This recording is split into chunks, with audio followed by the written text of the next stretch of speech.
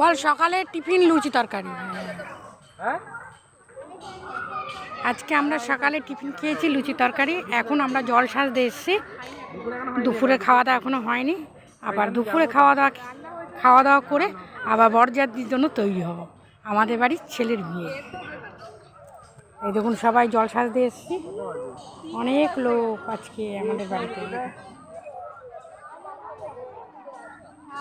অনেক লোক। আমাদের বাড়ির পাশে এটা নদী। এই দেখুন নদীতেই সব এসেছি জল সাজতে।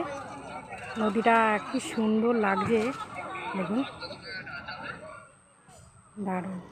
এই সাইডে নৌকা, লোকজন এপার ওপার হচ্ছে। পেট খালি করে